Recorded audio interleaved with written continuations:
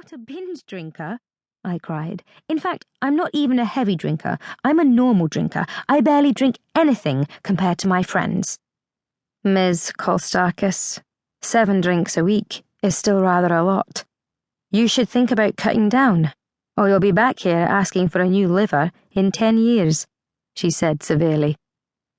She tucked her Princess Diana circa 1995 hair behind her ears and continued, "I see you've left this section about sexual health blank on your forms.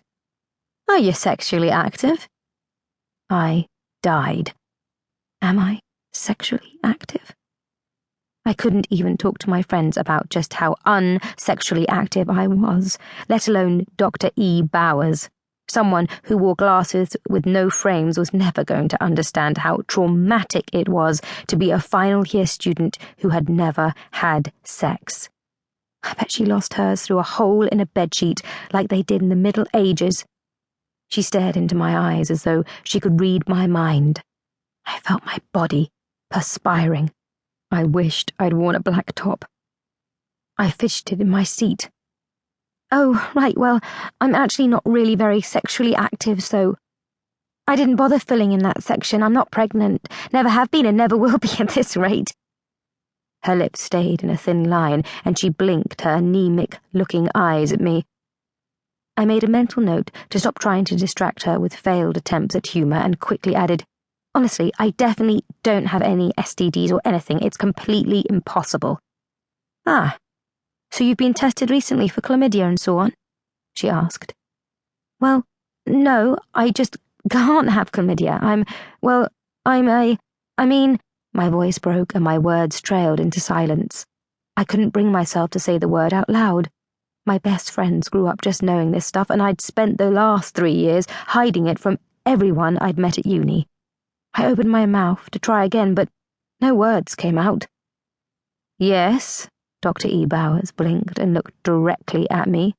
I'm a V.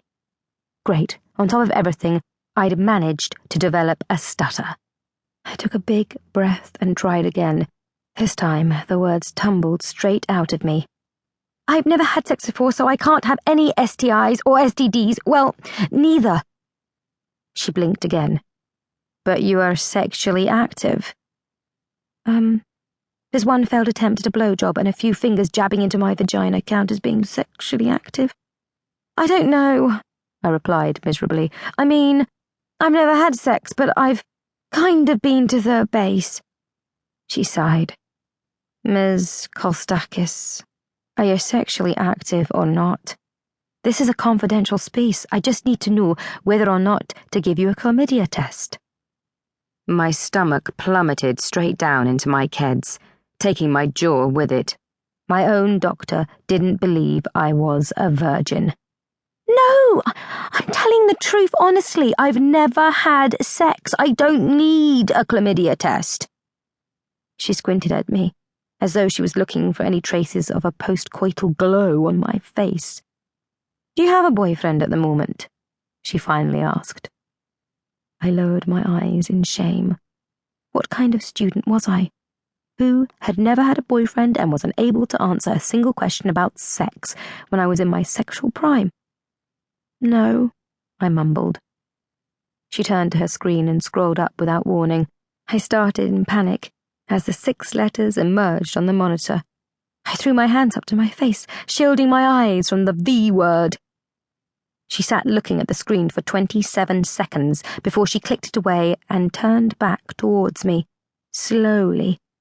I lowered my hands from my flushed face. She looked at me with something resembling pity. "Right then, Ms. Kostakis, I'm going to give you this chlamydia test to do at home. It is self-explanatory, but essentially, you just use the cotton bud to swab your vagina and mail it to the address in the pack. You should hear within a couple of weeks. Is that all right?" I stared at her, with my mouth gaping open. What? I just told you that I've never had sex.